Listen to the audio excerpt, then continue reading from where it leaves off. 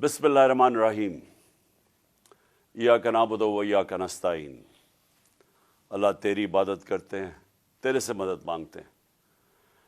میرے ساتھ آج چودھری پرویز الہی بیٹھے ہوئے ہیں، پنجاب کے چیف منسٹر، اور دوسری طرف میرے پاس محمود خان جو کہ پختونخوا کے چیف منسٹر ہیں۔ تو ہم نے آج بڑا اہم فیصلہ کرنا ہے اور میں نے اناؤنس کرنا ہے۔ تو میں یہ چاہتا تھا کہ آج میں اپنی قوم کے سامنے پہلے یہ رکھوں کہ ہم اس سٹیج پہ پہنچے کیسے ہیں، کہ ہم سٹنگ گورنمنٹس ہیں، ہماری اپنی گورنمنٹس ہیں، ہمارا اپنا راج ہے یہاں، لیکن ہم کیوں اس نتیجے پہ پہنچے ہیں کہ ہم سمجھتے ہیں کہ اگر ہمیں اپنی گورنمنٹس بھی قربان کرنی پڑیں، اس ملک کے اندر جب تک الیکشنز نہیں ہوں گے، صاف اور شفاف الیکشنز نہیں ہوں گے، ہم سب کو آج خوف ہے کہ ملک ڈوب رہا ہے۔ میں آپ کو وہ پاکستانی ہوتے ہوئے بتا رہا ہوں جس نے ساری باہر کمائی کی، 20 سال باہر پیسے کمائے، سب کچھ بیچ کے، جو فلیٹ تھا وہ بیچ کے، منی ٹریل دے کے، عدالت میں یہ بتا کہ میں نے وہ کدھر سے پیسے لیے، جو بھی میرا آمدنی کدھر تھی، پھر میں نے فلیٹ لیا، پھر وہ بیچا، پھر منی ٹریل، سب کچھ میرا آج جینا بن رہا پاکستان میں۔ اور میری طرح کے سارے وہ پاکستانی، اور میں ان پاکستانیوں کی بات کر رہا ہوں جو کہ اس ملک سے پیار کرتے ہیں، عشق کرتے ہیں اپنے ملک سے، میں ان پاکستانیوں کی بات کر رہا ہوں۔ میں ان کی بات نہیں کر رہا جو چوری کر کے اس ملک کا پیسہ باہر بھیجتے ہیں، جن کا سب کچھ باہر ہے، بزنسز باہر ہیں، بچے باہر ہیں، بڑے بڑے محلات باہر ہیں، یہاں کے چوری کے پیسے سے بڑے بڑے شاہانہ ان کا زندگی ہے۔ اور میں ان کی بات نہیں کر رہا کیونکہ ان کا اس ملک سے کیا رشتہ ہے، اور میں باقی پاکستانیوں کی بات کر رہا ہوں جو سمجھتے ہیں کہ ہمارا جینا مرنا پاکستان میں۔ اور میں ان پاکستانی میں سے ہوں جس کو پورا موقع تھا کہ 20-25 سال باہر میں نے کرکٹ کھیلتا تھا، میری شادی بھی وہاں کی، میں وہ پاسپورٹ لے سکتا تھا، برطانیہ کا پاسپورٹ لے سکتا تھا، لیکن یہ میرے کبھی ذہن میں یہ چیز نہیں آئی کہ میرا پاکستان کے علاوہ کوئی اور گھر ہے۔ تو میں آج وہ پاکستانی آج بات کر رہا ہے کہ مجھے پہلی دفعہ مجھے خوف آ رہا ہے کہ یہ جو چوروں کا ٹولہ اوپر بٹھایا گیا ہے یہ ملک کو تباہی کی طرف لے کے جا رہا ہے۔ میں آج کوئی پاکستان کے بزنس مین سے پوچھ لیں، کوئی انڈسٹریل سے پوچھ لیں، پاکستان کے کسانوں سے پوچھیں، پاکستان کے مزدور سے پوچھیں، جس کی آج آمدنی اور اس کا جو خرچہ ہے اس میں اب کوئی بیلنس ہی نہیں رہا۔ 50 سال کے بعد سب سے زیادہ مہنگائی ہوئی ہے آج پاکستان میں۔ آج ہماری انڈسٹری بند ہو رہی ہے، وہ انڈسٹری جو ہمارے دور میں بڑی مشکلوں سے تیسرے اور چوتھے سال میں ہم نے محنت کر کے انسینٹیوز دے کے انڈسٹری بڑھائی، جو کہ ہمارے آخری مہینے میں 26% انڈسٹریل گروتھ تھی، جو ٹوٹل انڈسٹری تھی 10.7% پہ لارج سکیل مینوفیکچرنگ پاکستان میں گرو کر رہی تھی، دولت میں اضافہ ہو رہا تھا، ہمارے ٹیکسز بڑھ رہے تھے، ریکارڈ، کیونکہ دولت میں اضافہ ہو رہا تھا، ٹیکسز میں اضافہ ہو رہا تھا، ریکارڈ ٹیکسز اکٹھے کیے، ریکارڈ ایکسپورٹس ہم نے کی۔ مجھے فخر ہے کہ میں نے اپنے کسانوں کی مدد کی، 4.5% پہ ہمارا زراعت کے اندر گروتھ ہوئی، اضافہ ہوا، ہماری 4 فصلیں ریکارڈ فصلیں ہوئی پاکستان میں، تو ہم نے کسانوں کی مدد کی۔ آج وہ سارا جو پاکستان وہاں لے کے جا رہے تھے، آج مجھے ایک چیز بتائیں کہ پاکستان میں کسی میں بہتری ہوئی ہے۔ آج مایوسی کا یہ عالم ہے میرے ملک میں کہ 7 लाख पाकिस्तानी मुल्क छोड़ के चले गए हैं 7 महीने में।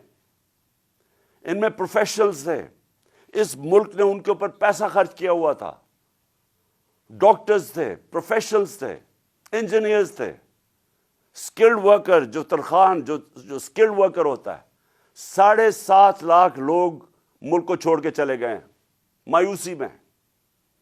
आज ये आलम है, इस मुल्क को आज इधर हम ले आए हैं कि डाकू राज ऊपर बैठ गया है। 30 साल से जो लोग लूट रहे थे उनको आके ऊपर बैठा दिया। मेरा सवाल सबसे पहले ये है कि जब ये मुल्क तरक्की कर रहा था, हमने पहले साल यही छोड़ के गए थे, यही शहबाज शरीफ और नवाज शरीफ इस मुल्क का जब दिवालिया निकाल के गए थे 2018 में, उस पाकिस्तान को हमने पहले संभाला। फिर 2 साल कोरोना के बावजूद जो सारी दुनिया के अंदर अजाब आया हुआ था, सारी दुनिया की माइशत तबाह हुई। आप अमेरिका का हाल देखें, बरतानिया का देखें, जर्मनी का देखें, हमारे से वो मुल्क जिनके इदारे हमारे से बहुत बेहतर थे। हिंदुस्तान का हाल देखें, उसके अंदर पाकिस्तान वो मुल्क था जो दुनिया के टॉप 3 मुल्कों में से हमने वो भी संभाला।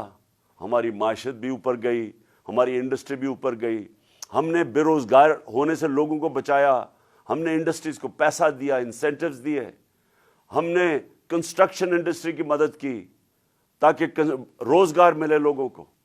हमने उस दौर के अंदर पाकिस्तान का जो ग्रोथ रेट थी, और मैं ये चाहता हूं आप सारे जो मैं ये चीजें मैं आपको कह रहा हूं अपने मोबाइल फोन से चेक कर सकते हैं कि मैं सच बोल रहा हूं या झूठ बोल रहा हूं। अब तो झूठ बोलना बड़ा मुश्किल है, मोबाइल फोन है, आप गूगल करें, आपके पास 2 मिनट के अंदर सब कुछ आ जाता है। तो ये 17 साल के बाद पाकिस्तान की जो दौलत में इजाफा हुआ था वो 5.7% था हमारे तीसरे साल कोरोना के बावजूद, और 6% था हमारे चौथे साल। अब ये भी मैं आपको आज बता दूं कि ये सिर्फ 3 दौर में ये इस तरह की हम पाकिस्तान की दौलत में इजाफा हुआ, ग्रोथ रेट हुई। अयूब खान के दौर में, जनरल जिया के दौर में और जनरल मुशर्रफ के दौर में। लेकिन वो क्यों हुआ? क्योंकि हम तीनों दफा हम अमेरिका की मदद कर रहे थे। एक दफा हम अफगान जहाद में शामिल थे जनरल जिया के जमाने में, फिर वॉर ऑन टेरर में शामिल थे जनरल मुशर्रफ के दौर में। अयूब खान के दौर में हम किस में शामिल थे? सीटो और सेंटो में उनके साथ मिले हुए थे जबकि कोल्ड वॉर हो रही थी। अमेरिकन डॉलर आ रहे थे पाकिस्तान में, तब उनकी ये ग्रोथ रेट हुई थी। हम, और मुझे फख्र है इस चीज का कि उसके बावजूद कि हमारे पास कोई अमेरिकन डॉलर्स नहीं आ रहे थे, हमने अपनी इकोनॉमी को उठाया, और ये जो 17 साल के बाद बेहतरीन हमारी इकोनॉमी उठ रही थी। तो मेरा आज सवाल ये है, कौन जिम्मेदार था इस रिजीम चेंज का? आप सारे मेरी आज बात गौर से सुने।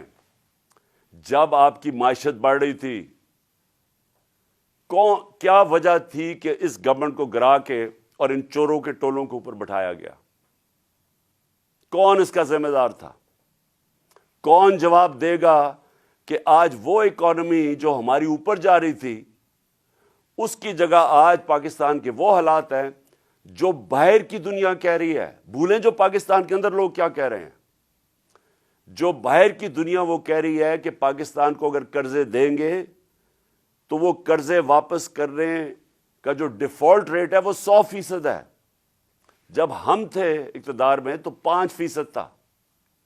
तो आज 100% का मतलब कि अगर आप पाकिस्तान को कर्जा देंगे तो 100% चांस है कि पाकिस्तान कर्जा वापस नहीं कर सकता। इसका मतलब कि बाहर से ना कोई इन्वेस्टमेंट पाकिस्तान में आएगी। अभी 1 साल के अंदर, चंद महीनों, बल्कि 10 महीनों के अंदर आधी हो गई है बाहर से इन्वेस्टमेंट। पिछले साल और अब के मुकाबले में आधी हो गई है। तो बाहर से इन्वेस्टमेंट बंद होगी, इसका मतलब बाहर से डॉलर्स आने बंद हो गए इन्वेस्टमेंट में। ریمیٹنسز جو بیرون ملک پاکستانیوں کی ہم نے مدد کی تھی، انہوں نے ہمارے میں اعتماد شو کیا تھا، ہم نے ان کو انسینٹیوز دیے تھے. پاکستان کی تاریخ کی سب سے زیادہ بیرون ملک پاکستانی یہاں ڈالرز بھیج رہے تھے. اور پھر ایکسپورٹس جو یہ نون لیگ کے دور میں 5 سال بڑھی نہیں، مجھے فخر ہے کہ ہم نے ریکارڈ ایکسپورٹس 33 ارب ڈالر کی پاکستان میں ایکسپورٹس بڑھائیں. اور پھر ہم نے ٹیکس کلیکشن، جو میں ابھی کہہ رہا ہوں کہ آمدنی ہوگی تو لوگوں پہ پیسہ خرچ کیا جائے گا. تمہاری 6,100 ارب روپے کی ہمارے زمانے میں ٹیکس کلیکشن تھی. آج یہ سب کچھ نیچے جا رہا ہے. انڈسٹری بند ہو رہی ہے، بے روزگاری بڑھ رہی ہے. ہمارے زمانے میں، اور زمانے کی بات کر رہا ہوں 7-8 مہینے پہلے، فیصلہ آباد کے اندر ٹیکسٹائل کا مزدور نہیں ملتا تھا، باہر سے لانا پڑتے تھے. ریکارڈ ٹیکسٹائل انڈسٹری کی سیل تھی. تو آج بے روزگاری بڑھ رہی ہے. 50 سال کے بعد سب سے زیادہ مہنگائی ہے. آج ہمارے ملک کا یہ حال ہے کہ نہ باہر سے کسی کو اعتماد ہے اس حکومت کے اوپر، اور 88% پاکستان کے جو انویسٹر ہیں، جو بزنس مین ہیں، انہوں نے کہا کہ ہمیں اس حکومت پہ اعتماد نہیں ہے. تو میرا سوال میرے 2 سوال ہیں آج.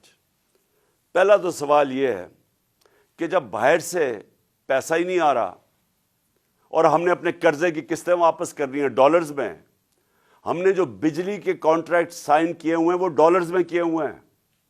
جو کیپیسٹی پیمنٹ ہے، چاہے بجلی استعمال کریں یا نہ کریں، یہ جو پچھلی حکومت نے سائن کیے ہیں وہ ڈالرز میں کیے ہوئے ہیں، ڈالرز میں پیسے دینے ہیں. تو جب ڈالرز آ ہی نہیں رہے پاکستان میں اور کم ہو گئے آنا، قرضے ہمارے بڑھتے جا رہے ہیں، تو آگے پاکستان کیسے آگے چلے گا؟ ایک ہی امید لگائی ہوئی ہے انہوں نے کہ کسی نہ کسی طرح جا کے چائنا کے پیر پکڑے یا ہم IMF کے پڑھیں کہ ہمیں وہ پیسے دے دیں. لیکن وہ تو کینسر کا علاج ڈسپلن سے ہے. وہ تو تھوڑی دیر آرام آئے گا، پھر قرضے تو بڑھتے جا رہے ہیں. طریقہ صرف ایک تھا جو ہم نے کوشش کی کہ ملک کی دولت میں اضافہ ہو. جب آپ کے ملک کی دولت میں اضافہ ہوگا تو آپ قرضے واپس کریں گے. تو آگے تو ان کے پاس کوئی روڈ میپ ہی نہیں ہے. اگر یہ بڑا اچھا انہوں نے ہماری معیشت کو سنبھالا ہوتا تو ہم آرام سے ان کے ساتھ کہتے چلے ٹھیک ہے اپنا ٹائم پورا کر لیں. لیکن ملک تو نیچے جا رہا ہے، ہر چیز نیچے جا رہی ہے ملک میں، اور مجھے خوف ہے کہ یہ ڈیفالٹ کی طرف جا رہا ہے. یعنی ابھی بھی ہماری ایل سیز پیمنٹ نہیں کر رہے. ابھی بھی ہم پیسے جو باہر کے جو ہم نے لائبلٹیز ہیں، ابھی تک ہم وہ بھی پیسے نہیں دے رہے. تو سوال یہ ہے کہ ان کے پاس کیا روڈ میپ ہے؟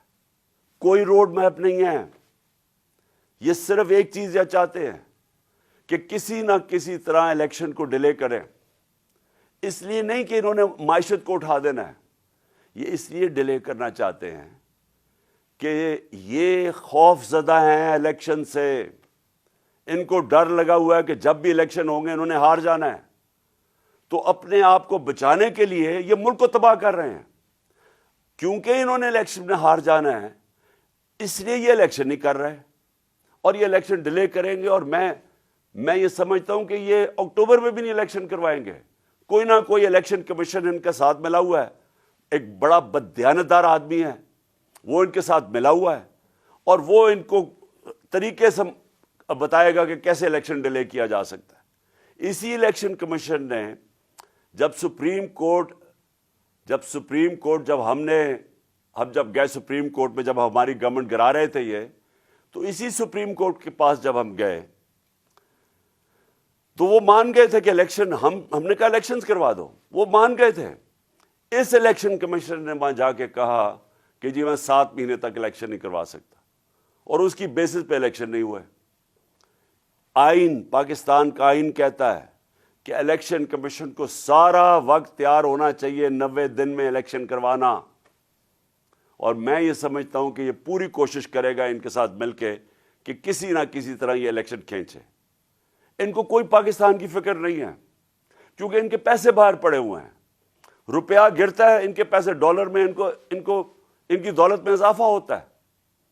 ان کو کوئی فکر نہیں ہے کہ اگر ملک نیچے جاتا ہے تو انہوں نے تو پھر باہر چلے جانا ہے. یہ تو ہمیشہ جب مشکل آتی ہے ان کو پر کچھ کیسز ہوتے ہیں باہر بھاگ جاتے ہیں. لیکن میرا جو سوال ہے کہ کون ذمہ دار تھا اس کا؟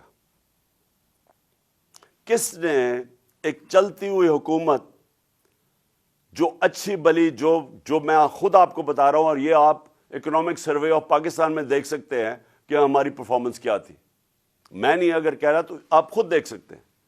اس حکومت کو سازش کر کے، بیرونی سازش کا حصہ بن کے، کون ذمہ دار تھا اس کا؟ اس کا ایک آدمی ذمہ دار ہے، اس کا نام ہے جنرل باجوہ. میں اس کے خلاف اس لیے نہیں بات کرتا تھا، آرمی چیف تھے. آرمی چیف کے خلاف آپ کیوں نہیں بات کر سکتے؟ کیونکہ فوج کے اوپر، فوج کو برا نام نہ آئے. ہم سب سمجھتے ہیں کہ اس ملک کو، جو میری طرح کے لوگ، آزاد ذہن کے لوگ ہیں، ہم تو اپنی فوج کو چاہتے ہیں مضبوط ہو. ہماری تو ساری پوری کوشش ہے کہ مضبوط فوج ہو تاکہ ہم آزاد ملک رہ سکیں. تو اس لیے ہم چپ کر کے بیٹھے رہے اور یہ سارے تماشے دیکھتے رہے کہ کیسے سازشیں ہوئیں، کیسے لوگوں کو بتایا گیا. میں آپ کے سامنے ذرا ایک چھوٹی سی کلپ دکھانا چاہتا ہوں کہ اگر آپ کو کوئی شک ہے کہ ہوا کیا، تو پہلے تو الیکشن سے پہلے، ہماری حکومت گرانے سے پہلے، 4 نون لیگ کے جو بڑے نام ہیں انہوں نے کیا کہا. ان سے جب پوچھا گیا کہ جناب آپ نو کانفیڈنس موشن کامیاب ہو سکتی ہے اسٹیبلشمنٹ کے بغیر، اور یہ انہوں نے کہا. ذرا یہ سب اب میں چاہتا ہوں پہلے سب دیکھیں.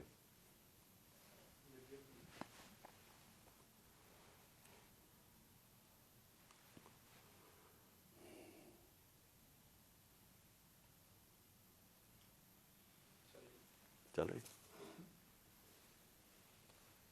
مجھے بتانے کب واپس آئیں.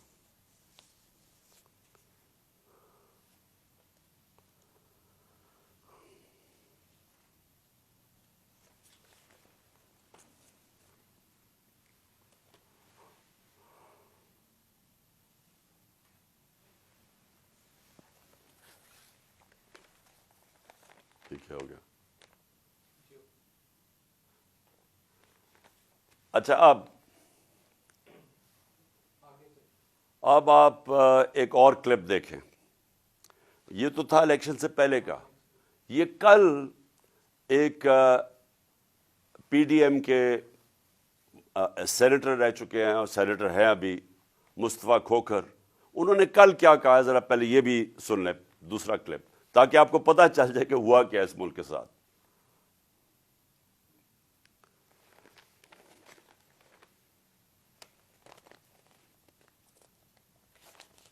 چل رہا ہے.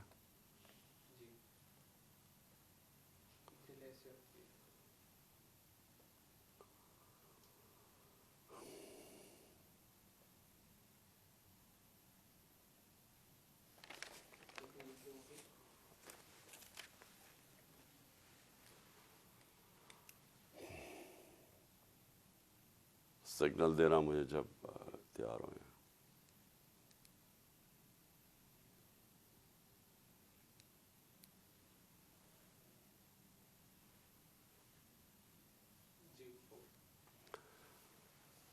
تو میں یہ آپ کو اس لیے دکھا رہا ہوں کہ یہ جو ساری سازش ہوئی تھی، اس میں ہم کسی اور کو نہ کہیں، ایک آدمی کے فیصلہ کرتا ہے، وہ تھا آرمی چیف اس وقت کے جنرل باجوہ.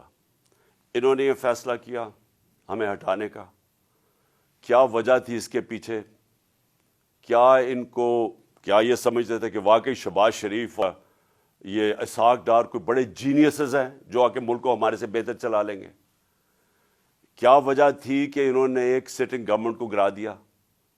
ہمارے لوگوں کو آ کے، وہ جس طرح ابھی مصطفیٰ کھوکھر نے بتایا کہ بیپ کے ممبرز اور ایم کیو ایم کے ممبرز اور شہزان بگٹی، سب کو پتا تھا کہ یہ تو جدھر حکم ملے گا ان کو اسٹیبلشمنٹ سے، انہوں نے ادھر جانا ہے. تو ان کو ادھر جا کے بھیج دیا کہ جناب آپ جا کے ادھر چلے جائیں، اور گورنمنٹ گر گئی. تو میرا اب اگلا سوال یہ ہے، جب گورنمنٹ گر گئی، اور پھر ان کو یہ چیز کا علم ہوا کہ عوام ہمارے کے ساتھ آگے کھڑی ہو گئی. 10 اپریل کو پبلک سڑکوں کے اوپر نکلائی. لوگوں نے ان چوروں کو ریجیکٹ کر دیا، بلکہ ہماری مقبولیت بڑھنی شروع ہو گئی اس لیے کہ لوگ ان کی جب شکلیں لوگوں نے دیکھی، پھر سے مسلط کیا گیا ان کو عوام کے اوپر، تو لوگ ہمارے ساتھ اور جڑنا شروع ہو گئے. بڑے بڑے جلسے شروع ہو گئے. اس کے بعد الیکشن جب کروائے گئے تو الیکشن کے ریزلٹس میں اس کے باوجود کہ پوری کوشش کی گئی اسٹیٹ مشینری اس کو ان کو جتانے کے لیے، اس کے باوجود ہار گئے. قوم نے اپنا ورڈکٹ دے دیا. دوسرا الیکشن ہوا، اس میں بھی ہار گئے. لیکن مجھے جو افسوس کی بات ہے کہ بجائے ایک سمجھیں کہ جناب جنرل باجوہ آپ نے غلطی کر دی ہے، آپ کوئی عقل کل تو نہیں ہے، آپ دیکھ رہے ہیں کہ لوگ کدھر کھڑے ہیں. انہوں نے ہمارے اوپر جو ظلم کیا ہے، جس طرح ہمارے اوپر ظلم کیا گیا، میں آپ کو یقین دلاتا ہوں کہ جنرل مشرف کے مارشل لاء میں اپوزیشن میں تھا، مجھے انہوں نے جیل میں ڈالا. میں نے کہیں اس طرح کا ظلم نہیں دیکھا جنرل مشرف کے دور پہ جو یہ جنرل باجوہ نے ہمارے پہ کروایا. ہمارے لوگوں کے اوپر دھمکیاں، ٹیلی فون سے دھمکیاں آ رہی ہیں. وہ جو ہماری حمایت کرے یا جو ہمارے ساتھ میڈیا کے لوگ ہوں، ان کے اوپر دھمکیاں. جو میڈیا ہاؤس تھا، سلمان اقبال وہ ملک سے باہر چلا گیا. اس کے بعد صابر شاکر ملک سے باہر چلا گیا. آج موعید پیرزادہ ملک سے باہر گیا ہوا ہے اسی خوف سے. ارشد شریف، اتنی بڑی ٹریجڈی ہوئی ہے، اس کو جو دھمکیاں دی، کیا وجہ تھی اس کی؟ وہ ایک دیانتدار آدمی، وہ بتا رہا تھا کہ اس ملک کے ساتھ کیا ظلم ہوا ہے، کہ اچھی بلی گورنمنٹ آپ نے گرا کے چوروں کو بٹھا دیا. تو بجائے یہ کہ کریکٹ کرنا، ہمارے اوپر ظلم شروع ہو گیا. اور ظلم کی انتہا یہ تھی کہ سوشل میڈیا کے لوگوں کو اٹھا کے لے جاتے تھے، ان کو پھینٹا لگا کے تو اگلے دوسرے دن گھر واپس بھیجتے تھے. دھمکیاں دیتے تھے کہ آگے سے کیا تو یہ ہوگا. جو اعظم سواتی سے کیا، جو اس سے پہلے جو شہباز گل سے کیا، کون سی اس نے اتنی بڑی بات کی تھی کہ اس کو ننگا کر کے مارا، اور وہ ابھی تک اس کے اثرات ہیں جو انہوں نے اس کو تشدد کیا اس کے اوپر. اور اعظم سواتی نے کیا بات کی تھی؟ اعظم سواتی نے یہ ٹویٹ کی کہ جنرل باجوہ آپ نے NRO 2 دیا ہے. اس کے اوپر جو اس بیچارے سے کیا گیا ہے، کون سی جمہوریت میں یہ ہوتا ہے؟ اور وہ بات کہ جو سچ ہے، NRO 2 جنرل باجوہ نے دیا ہے، ساری قوم کو پتا ہے. مجھے پتا ہے کہ میں جب کہتا رہا، جب میں گورنمنٹ میں تھا، میں جنرل باجوہ کو کہتا رہا کہ یہ 30 سال سے یہ چوری کر رہے ہیں، ان کے اوپر کرپشن کیسز ہیں، نیب آپ کے نیچے ہے، آپ نیب کنٹرول کرتے ہیں، میرے نیچے ہی نہیں ہے، کیوں نہیں ان کے کیسز آگے بڑھاتے؟ پہلے تو ہمیں سارا وقت یہ بتاتے رہے کہ فکر نہ کریں سر، ہو رہا ہے سب کچھ، سر ابھی کچھ ہو رہا ہے. پہلے تو ہمیں یہ بتاتے رہے. آہستہ آہستہ ہمیں پتہ چلا کہ ان کی تو کوئی نیت ہی نہیں ہے کرپشن کی. مجھے پھر کہنا شروع ہو گیا کہ جی آپ ملک کی اقتصادیات کو ٹھیک کریں، اکانومی کو ٹھیک کریں، بھول جائیں اس کو، یہ اکاؤنٹیبلٹی کو. کبھی کوئی مہذب معاشرہ یہ اجازت دیتا ہے کہ بڑے بڑے لوگ جو اربوں روپے کی چوری کریں، آپ کہیں ان کو بھول جائیں، ان کو NRO دے دیں، اور آپ چھوٹے چھوٹے چوروں کو پکڑنا شروع کریں اور سمجھیں کہ آپ کا ملک ترقی کر سکتا ہے؟ کیا چین پاگل ہے جنہوں نے 450 وزیروں کو جیلوں میں ڈالا ہے پچھلے چند سالوں میں؟ کیا جو پریزیڈنٹ شی جن پنگ ہے اس کو اسٹیٹسمن مانا جاتا ہے؟ اس نے وہ کام کر دیا جو دنیا میں کسی نے کیا ہی نہیں ہے. 70 کروڑ لوگوں کو اس نے غربت سے نکالا ہے چائنا میں پچھلے 30 سالوں میں. وہ اس کا کیا ضرورت پڑی ہے کہ جو کرپٹ منسٹر ان کو پکڑے، ان کا احتساب کرے؟ کیونکہ کوئی معاشرہ بھی کامیاب نہیں ہو سکتا جب تک رول آف لا نہیں ہوتا، جب تک انصاف نہیں ہوتا، جب تک آپ بڑے بڑے لوگوں کو، جو اصل تو نقصان ملک کو بڑے چور کرتے ہیں، آپ ان کو پکڑ نہیں رہے، اور آپ کہہ رہے ہیں کہ جی نیچے سے یہ بیچارے چھوٹے چھوٹے لوگوں، پٹواریوں کو پکڑتے رہے. اور یہ ہمارے سامنے ہوا. شہباز شریف کو بچایا گیا، اس کو اوپر اوپن اینڈ شٹ کیس تھا، اس کا 16 ارب روپے کا یہ جو FI کا کیس تھا، اس میں تو کوئی شک ہی نہیں تھا. اور اس کا جو بیٹا باہر بھاگ گیا, آج جو سلمان شہباز واپس آیا ہے, وہ کیوں باہر بھاگا تھا؟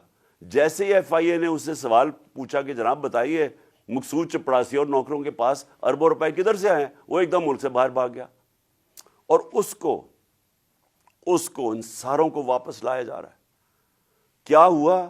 اس میں کوئی شک ہے کہ این آر او 2 دے کے اس سارے ملک کا ایک جنرل مشرف نے نقصان کرایا تھا این آر او 1 کا. اس ملک نے بھاری قیمت ادا کی اس کی. 4 گنا زیادہ ہمارا قرضہ چڑھایا انہوں نے 10 سالوں میں لوٹ مار کر کے. اب پھر جب ان کے اوپر کیسز تھے 1100 ارب روپے کے کیسز ہیں, وہ انہوں نے پھر ان کو این آر او 2 دلوا دیا. تو کون تھا اس کا ذمہ دار؟ کس نے یہ کیا تھا؟ جنرل باجوہ نے کیا تھا. میں آپ کو چیزیں اس کی طرف دکھانا چاہتا ہوں کہ کیسے قانون انہوں نے بنایا جس میں بچے لوگ, جس میں ہر کسی کو بچایا گیا. انہوں نے جناب نیب لا کی سیکشن 4 میں امینڈمنٹ کی, اس کے اندر یہ فیصلہ, اس کے اندر کون بچتے ہیں؟ راجہ پرویز اشرف بچ جاتے ہیں اور شاید خاقان عباسی بچ جاتے ہیں. پھر انہوں نے ایک اور کیا, بے نامی دار کی ڈیفینیشن سیکشن 5E, اس میں مریم نواز پاک ہو کے نکلائی ساری چوری سے. پھر انہوں نے سیکشن 9 جس کے اندر شہباز شریف بچ جاتے ہیں, اور اس جس کے اندر کہ اگر آپ کسی اور کے نام پہ, یعنی اگر آپ میں پرائم منسٹر ہوں, میں اپنے خاندان کے نام پہ چیزیں لوں تو اس کا مطلب کہ آپ جواب دہی نہیں ہیں.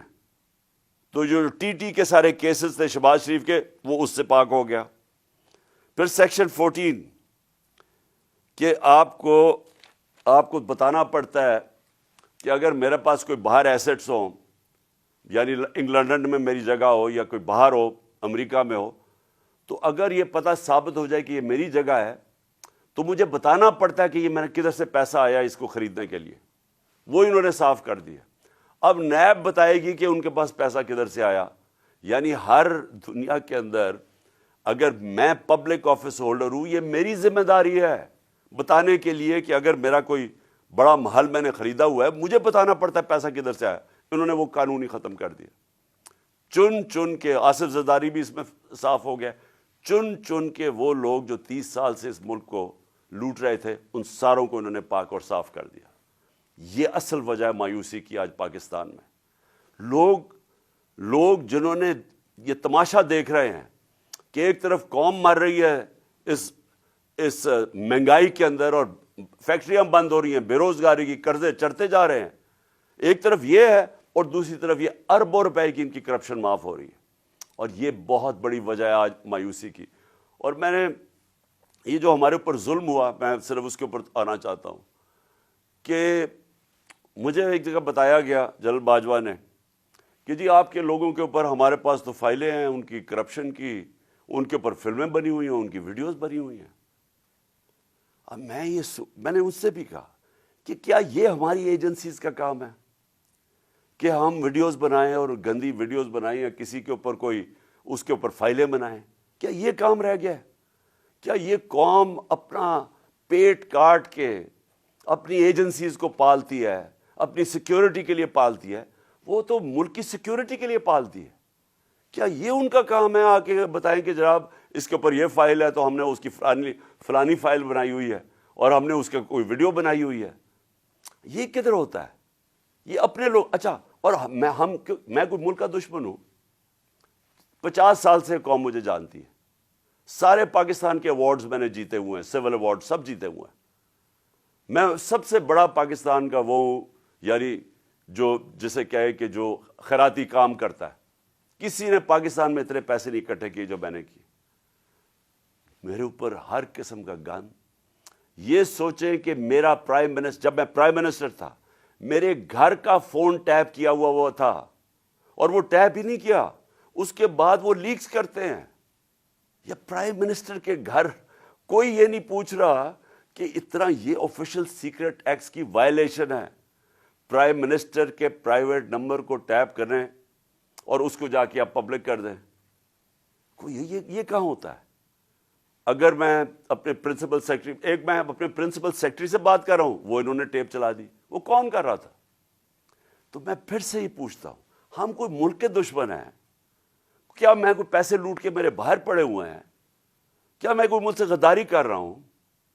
لیکن جو ہمارے سے کیا گیا ہے، اور اعظم سواتی سے جو کیا گیا، اس کی بیوی کو ویڈیو بھیج دی، یعنی اس لیول پہ نیچے گرنا تھا کہ اس کے گھر ویڈیو بھیج دی اس کی، اور یہ کہنا، یہ کہا کہ جناب، اور ڈرایا گیا کہ تمہاری فیملی سیف نہیں ہے۔ اور قصور اس کا یہ کہ وہ کہہ رہا ہے کہ NRO2 جنرل باجوہ نے دیا ہے۔ ساری بچہ بچہ قوم جانتی ہے کہ NRO2 جنرل باجوہ نے دیا ہے، NRO1 مشرف نے دیا ہے، سب کو پتا ہے۔ اس کے اوپر اتنی سزا، ایک سینیٹر کو، اس کو اٹھا کے، ہارٹ کا پیشنٹ ہے اعظم سواتی، اس کو کبھی وہاں بھیج رہے ہیں، کوئٹہ بھیج رہے ہیں، اس ٹھنڈ میں سندھ بھیج رہے ہیں پرائیویٹ جہاز میں۔ کون سا جرم کیا اس نے؟ اور کیوں؟ اگر آپ نے نہیں دیا NRO2 تو جا کے پبلک کو بتائیں نہیں دیا آپ نے، سارے آ کے لوگوں کو بتائیں آپ کے کس طرح آپ نے لوگوں کو بچایا۔ ہم بتائیں گے کیسے بچایا آپ نے، میں ایز پرائم منسٹر بتاؤں گا کہ کیسے کیسے آپ نے احتساب ہونے ہی نہیں دیا۔ آپ نے وہ جب فیٹف کی لیجسلیشن تھی تو وہ خود کہہ رہے ہیں ہمیں، وہ اپوزیشن والے، کہ یہ تو جناب یہ بیٹھ کے انہوں نے آپ کی آشیرواد ملی تھی، اس کے بعد آپ نے وہ NRO کے یہ جو امینڈمنٹ تھی نیب کی جو اب ہو گئی، یہ تو تب ہونے کے چکر میں تھے، تب ہم کھڑے تھے۔ اور میں تب سے کہتا گیا کہ یہ ملک ترقی نہیں کر سکتا جب تک اس ملک میں رول آف لا نہیں ہے۔ کوئی دنیا میں ملک آج تک ترقی نہیں کیا جس کے طاقتور ڈاکو ان کو آپ چھوٹ دے دیں اور صرف کمزور لوگوں کو پکڑیں۔ کوئی ملک ترقی نہیں کر سکتا، یہ ملک آگے بھی نہیں بڑھ سکتا۔ میں آخر میں اب بات بھی کرتا ہوں کہ انشاءاللہ اللہ نے موقع دیا تو ہم اب کیا پلان بنائیں گے اس ملک کو اس دلدل سے نکالنے کا جو انہوں نے پھنسایا ہوا ہے ہمیں۔ اب میں جو اگلی بات کرنا چاہتا ہوں وہ یہ کہ ہم نے آپس میں مشاورت کی۔ میں نے پہلے کوشش کی کہ ہماری جو مارچ ہے، آزادی مارچ، حقیقی آزادی کی مارچ، ہماری کوشش یہ تھی کہ ہم ان کو، گورنمنٹ کو بتائیں کہ اس وقت قوم کدھر کھڑی ہے۔ لاکھوں لوگ سڑکوں کے اوپر نکلے ہمارے ساتھ آزادی مارچ پہ، اور سب ایک ہی چیز چاہ رہے ہیں، الیکشن۔ آج اوپینین پول ہے کہ 70% پاکستانی، سروے کے مطابق 70% پاکستانی کہہ رہے ہیں الیکشن کرواؤ۔ ہم نے آزادی مارچ بھی یہی کی۔ ہم نے گورنمنٹ کو کہ ایک آئین کے اندر رہ کے ہم نے ان کو پریشر ڈالنے کی کوشش کی کہ دیکھیں یہ عوام ادھر کھڑی ہوئی ہے، اور آپ صرف کہ جی ہمارے کرپشن کے کیسز معاف ہو جائے یا نواز شریف کو پاک کر دیں اور پھر وہ کوئی نیلسن منڈیلا پاکستان آ جائے اور اس کے لیے ملک ڈوبتا جائے، لیکن آپ کو صرف ایک ہی کرپشن کا پڑا ہوا تھا۔ میں صرف ایک آپ کو چاہتا ہوں کہ کلپ ضرور دیکھیں۔ یہ جس دن 2 دن پہلے، یعنی میں آفس سے گیا 9 اپریل کو، یہ 8 اپریل کو، اس پچھلی اپریل کو میں نے یہ کلپ ریکارڈ عوام سے خطاب کیا تھا۔ میں صرف چاہتا ہوں یہ آپ دیکھ لیں کہ یہ نہیں کہ مجھے نہیں پتا تھا کہ کیا ہوگا یا یہ جو ہوا ہے یہ ہمیں پتہ نہیں تھا، یہ ہونا تھا۔ اور اس کے اوپر میں نے 2 دن پہلے اقتدار چھوڑنے سے پہلے یہ ذرا کلپ ذرا دیکھ لیں۔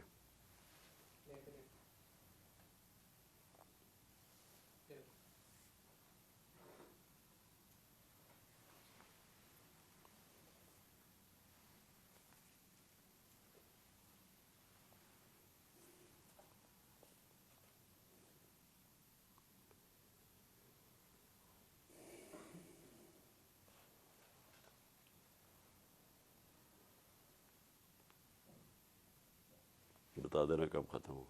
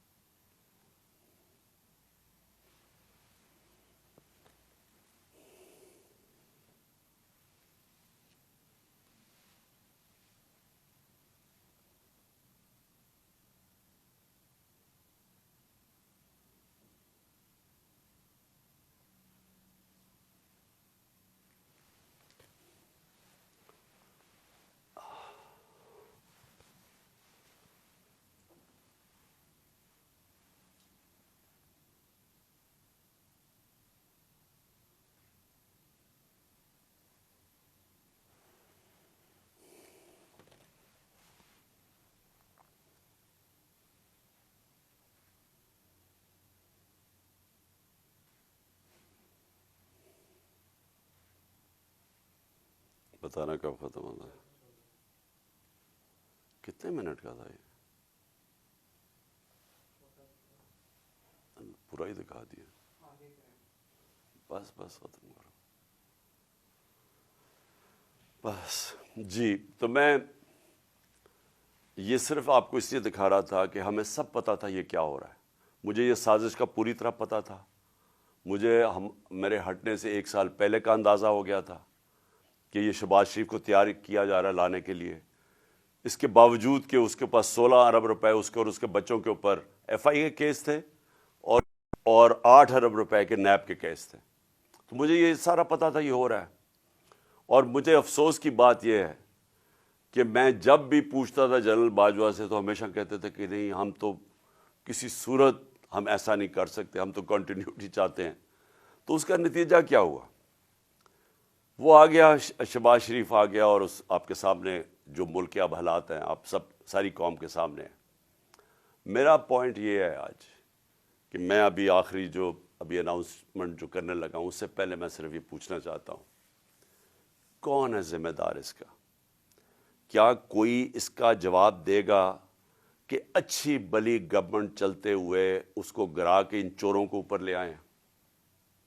اور میرا اگلا سوال یہ ہے کہ اس کے بعد جو ہمارے اوپر سختیاں کی گئی, جو سوشل میڈیا پہ جو میڈیا جو ہماری حمایت کرتا تھا, کیسز کی میرے اوپر بارش ہو گئی, مجھے دہشت گردی کا کیس کروا دیا.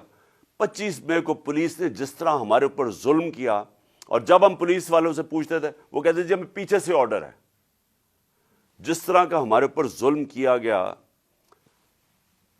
میں سوال یہ پوچھتا ہوں کہ کیا ہم بھیڑ بکریاں ہیں, ہم کیڑے مکوڑے ہیں کہ آپ جب فیصلہ کریں پہلے آپ, اور میں نے آپ کے کانوں سے جنرل باجوہ کے کانوں سے سنا کہ یہ کرپٹ ہے, اب آپ نے فیصلہ کیا کہ یہ ٹھیک ہو گئے ہیں, اور آپ نے فیصلہ کیا کہ جناب یہ آپ ملک کو ٹھیک کریں گے.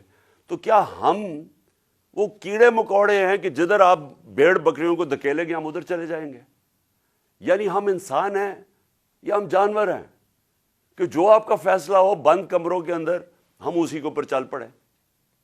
اور آپ کو جب نظر بھی آ رہا تھا کہ پاکستانی قوم ان کو ریجیکٹ کر رہی ہے, ہمیں تو ہمارے ساتھ میرا تو فائدہ کروا دیا. مجھے تو اللہ نے کبھی اتنی عزت دی نہیں جو اس کے بعد ملی ہے, لیکن ملک کو کدھر پہنچا دیا آج.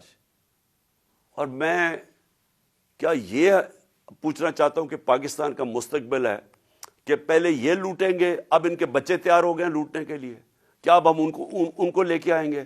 اور اگر ہم ان کے خلاف جائیں گے اور ہم ان کو ریزسٹ کریں گے تو ہمیں پھینٹا لگایا جائے گا, ہمارے پر کیسز کیے جائیں گے, ہمیں ڈرایا جائے گا. مجھے ابھی بھی کہہ رہے ہیں کہ جی آپ اگر یہ آپ نے گورنمنٹ چھوڑ دی تو آپ کے اوپر بڑا ظلم ہوگا, آپ کی پروٹیکشن چلی جائے گی. جب میں جا رہا تھا, میں آج اپنی قوم کو بتانا چاہتا ہوں کہ جب میں جا رہا تھا مارچ کے اوپر, سب کو میرے ارد گرد بھی لوگوں کو پتہ ہے, میں نے سب کو کہا تھا کہ اس میں واردات ہوگی, میرے خلاف میری جان کو خطرہ ہے. میں نے ٹی وی کے اوپر جا کے اس سے پہلے بتایا تھا کہ یہ دینی انتہا پسند کے نام پہ مجھے قتل کریں گے. ہر روز جب میں مارچ پہ جاتا تھا اور میں بشرا بیگم کو خدا حافظ کہتا تھا, میں تو ان کو سلام کرتا ہوں کہ ان کو پتہ ہوتے ہوئے کہ میری جان خطرے میں تھی, اس کے باوجود وہ مجھے کہتی تھی کہ نہیں جاؤ, یہ جہاد ہے, یہ اللہ کے لیے آپ کام کر رہے ہیں. کوئی اپنی زندگی خطرے میں نہیں ڈالتا پیسے کے لیے یا اقتدار کے لیے, کوئی زندگی خطرے میں نہیں ڈالتا.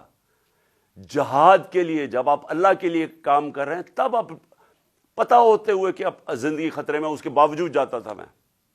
اور میں جیسے ٹھیک ہوں گا انشاءاللہ, جیسی میں چلنے کے قابل ہوں گا, میں پھر نکلوں گا باہر, کیونکہ یہ اللہ کا کام ہے. اپنی قوم کو حقیقی طور پہ آزاد کرنا یہ اللہ کا حکم ہے ہمیں. ظلم اور ناانصافی کے ساتھ سامنے کھڑا ہونا یہ اوپر والے کا حکم ہے, اس کو وہ جہاد کہتا ہے. امر بالمعروف پہ چلنا, کہ جب آپ دیکھ رہے ہیں سارے چوروں کا ٹولہ اوپر بیٹھ گیا ہے اور آپ چپ کر کے بیٹھے رہیں بھیڑ بکریوں کی طرح, یہ آپ قرآن کا جو اللہ کا حکم ہے اس کے خلاف جا رہے ہیں. تو میرے لیے تو یہ جہاد ہے, تو میں نے تو یہ رکنا نہیں ہے. اور میں اپنی ساری قوم کو آج کہہ رہا ہوں, میں نوجوانوں آپ کو کہہ رہا ہوں, یہ کبھی جو یہ 7.5 لاکھ ہمارے لوگ ملک چھوڑ کے گئے ہیں, مجھے افسوس ہے کہ دیکھیں آسان راستہ ہے. میرے لیے کیا آسان زندگی تھی. میں کرکٹ کے بعد کچھ بھی نہ کرتا, تھوڑی سی کرکٹ کے اوپر بات چیت کرتا ہوں. اللہ نے مقام اتنا دیا ہوا ہے, میں کروڑوں روپیہ کما سکتا ہوں. مجھے تو کچھ کرنے کی ضرورت نہیں تھی. لیکن اللہ نے ہمیں کسی مقصد کے لیے پیدا کیا ہے.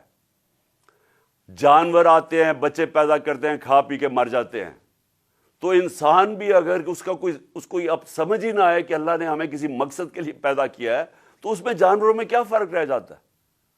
وہ جب قرآن کی آیت ہے کہ جب انسان فرشتے سے بھی اوپر چلا جاتا ہے لیکن گرتا ہے تو جانور سے بھی نیچے چلا جاتا ہے. تو میں اپنی ساری قوم کو کہہ رہا ہوں کہ دیکھیں ہمارے سامنے اب دو راستے ہیں. ہم ان چوروں کے ٹولوں کو مان لیں تو ہم اپنی تباہی کر رہے ہیں. اس ملک کا کوئی مستقبل نہیں ہے. ایک ہی راستہ ہے کہ ہم جدوجہد کریں. میں وہاں جب گیا, پنڈی پہنچا, اور میں اس وقت بڑی تکلیف میں تھا. میں یہ بھی آپ کو بتا دوں, کیونکہ مجھے ڈاکٹرز نے کہا تھا ابھی نہیں آپ ٹریول کر سکتے. میں گیا اس کے باوجود صرف اپنے لوگوں کو کھڑا کرنے کے لیے کہ دیکھیں یہ پاکستان کے لیے ایک فیصلہ کن وقت ہے, اس کو ضائع نہ ہونے دیں.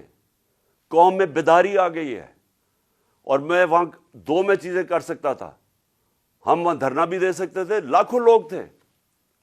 ہم وہاں اسلام آباد کے اوپر بھی جا سکتے تھے, اتنے لوگ تھے. ہم اسلام آباد میں خون خرابہ ہونا تھا وہاں, اور کئی دفعہ لوگ چاہتے ہیں کہ خون خرابہ ہو, لاشیں گریں, تاکہ وہ جناب ان کی تحریک اور اٹھ جائے. میں یہ نہیں چاہتا تھا. میں نے ساری اسٹرگل آئین اور قانون کے بیچ میں ہے. میں کبھی اس سے باہر نہیں نکلا.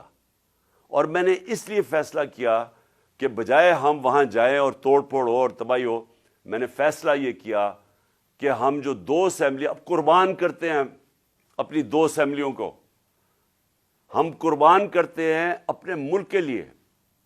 اور اس لیے کرتے ہیں کہ ان کو جب 66% پاکستان میں الیکشن ہوگا, جب ہم ان 2 اسمبلیوں سے نکلیں گے, جو میں بھی بتانے لگا ہوں کب نکلیں گے, 66% پاکستان میں الیکشن ہوگا. تو عقل تو یہ کہتی ہے کہ آپ جنرل الیکشن کروا دیں. لیکن میں پھر سے کہتا ہوں, یہ خوف زدہ ہیں, الیکشن ہارنے سے ڈرے ہوئے ہیں. ان کا کوئی پاکستان کا مقصد نہیں کہ پاکستان اوپر جا رہا ہے یا نیچے جا رہا ہے. ان کا مقصد ایک ہے, کیسے اپنا چوری کا پیسہ بچانا ہے انہوں نے. اور اس لیے یہ الیکشن نہیں کروائیں گے. اور اسی لیے ہم نے فیصلہ کیا کہ ہم الیکشن کروائیں گے. اور میں نے اپنے سارے وکیلوں سے پوچھ لیا ہے, یہ کوشش بھی کریں گے الیکشن کمیشن کے ذریعے کہ یہ کسی طرح ڈیلے ہو جائے. آئین بالکل اجازت نہیں دیتا 90 دن کے آگے. ہم نے فیصلہ کیا ہے, اور میں بڑا شکر گزار ہوں اپنے دونوں چیف منسٹرز کا کہ انہوں نے بالکل میرے ساتھ چلے ہیں, میرا ساتھ دیا ہے. ہم نے فیصلہ یہ کیا ہے کہ ہم اگلے جمعے کو, آج ہے ہفتہ, اگلے جمعے کو ہم دونوں پختونخوا کی اسمبلی ڈیزالو کر دیں گے اور پنجاب کی اسمبلی ڈیزالو کر دیں گے. اور اس کے بعد ہم الیکشن کی تیاری کریں گے. اور اس کے بعد ہماری جو 100 غالباً 23 سیٹیں ہیں اس وقت نیشنل اسمبلی میں, ہم وہاں جا کے نیشنل اسمبلی میں جا کے اسپیکر کے سامنے ہم وہاں کھڑے ہو کے کہیں گے کہ ہمارے ریزگنیشن ایکسیپٹ کرو.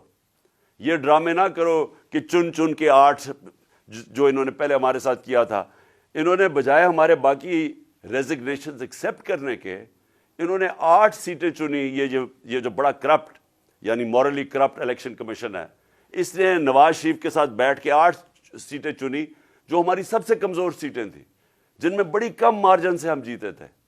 اور جدھر پی ڈی ایم کا ووٹ دگنا تھا ہمارے سے اس الیکشن کے اندر, اب یہ عوام دیکھیں کدھر آج ایک باشعور عوام ہے, بیداری آئی ہوئی ہے ہماری قوم میں.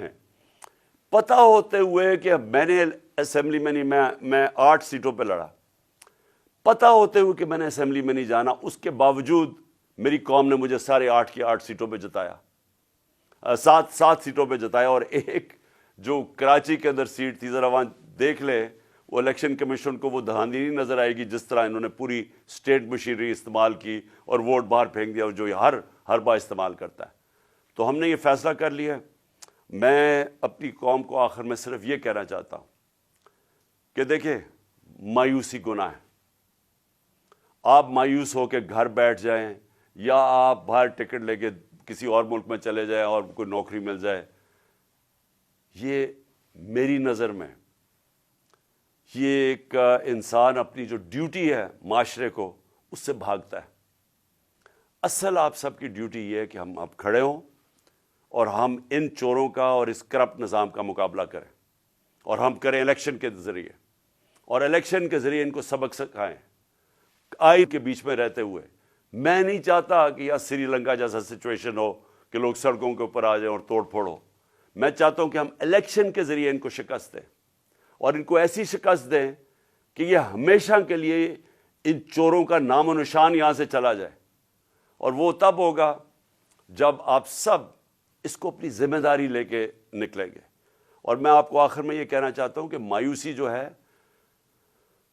میں 3.5 سال گورنمنٹ میں رہا، اس کے باوجود کہ بینکرپٹ گورنمنٹ میں لی، اس کے باوجود کہ ہمارے پاس تجربہ ہی نہیں تھا بالکل۔ ہم پہلی دفعہ گورنمنٹ میں آئے تھے، ایک کے بعد دوسرا کرائسس تھا، صدی میں ایک دفعہ کرونا جیسا کرائسس آتا ہے، وہ اوپر سے آ گیا، 2 سال وہ رہا۔ اس کے باوجود پاکستان میں کسی گورنمنٹ نے، جس طرح میں نے کہا کہ جو ملٹری ڈکٹیٹرز کو تو امریکن ڈالرز ملے، ہمیں تو کوئی ڈالرز ہی ملے۔ سب سے بہترین ہماری اکنامک پرفارمنس تھی۔ اس سب کے باوجود اب ہم سمجھ گئے ہیں، مجھے تیسرے اور چوتھے سال میں پوری سمجھ آ گئی کہ یہ گورنمنٹ چلتی کیسے ہے۔ میں آخر میں صرف آپ کو یہ کہنا چاہتا ہوں، مایوس نہ ہوں۔ ملک یہ تب اب اٹھے گا جب بڑے اور مشکل فیصلے ہوں گے۔ یہ مشکل فیصلے ان کے نہیں کہ قیمتیں بڑھاتے جاؤ اور کہو جی مشکل فیصلہ ہے۔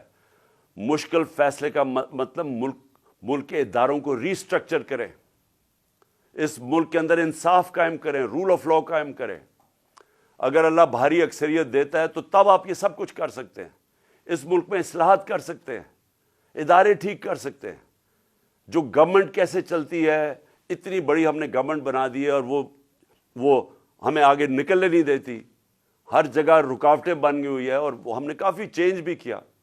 ایکسپورٹس بڑھانی ہے، ہم نے ریکارڈ ایکسپورٹس بڑھائی۔ کیسے ہم نے ایکسپورٹس بڑھانی ہے اس کا ہم نے پلان بنایا ہوا ہے۔ اسمال اور میڈیم انڈسٹری کو کیسے کھڑا کرنا ہے جو اصل روزگار دیتی ہے اور دولت میں اضافہ ہوتا ہے۔ اپنی ایگریکلچر جو زراعت ہے، ہم نے چائنا سے بات کر چکے تھے کہ نئی ٹیکنالوجی ہم لے کے آئیں۔ بدقسمتی سے کرونا کی وجہ سے 2 سال چائنا بند ہو گیا۔ وہ جو نئی ٹیکنالوجی سے ہم نے صرف اپنی، اگر ہم وہ چھوڑیں کہ جو چائنا کے اندر وہ پیداوار لیتے ہیں 1 ایکڑ سے، ہم اگر اپنی دگنی کر لیں تو اب یہ سمجھیں کہ پاکستان کے اندر ایک انقلاب آ جائے گا۔ میں آخر میں یہ کہنا چاہتا ہوں کہ کوئی مایوس ہونے کی کوئی ضرورت نہیں ہے۔ یہ ٹورزم میں ہی ہم اتنا پیسہ بنا سکتے ہیں، اور وہ بھی بدقسمتی سے کرونا کی وجہ سے ٹورزم ساری دنیا میں بند ہوگی۔ ہم اس ملک کو اٹھا سکتے ہیں، لیکن وہ گورنمنٹ اٹھائے گی جس کے پاس ایک مینڈیٹ ہو، جس کے پاس عوام کی طاقت ہو۔ اور اس اللہ کے بعد اس ملک کے جو وارث ہیں وہ عوام ہیں، اور کوئی نہیں۔ عوام اس ملک کی وارث ہے، اور میں ان میں آپ میں سے ہوں۔ ہم نے اس عوام نے ایک قوم بن کے ہم نے اس مشکل وقت سے نکلنا ہے، اور لیکن وہ نکلیں گے تب جب اس ملک کے اندر صاف اور شفاف الیکشن ہو، اور اس کے لیے ہماری اب جدوجہد جاری رہے گی۔ میں آپ سب کا شکریہ ادا کرتا ہوں کہ پھر سے آپ میری کال پہ آئے۔ پاکستان زندہ باد۔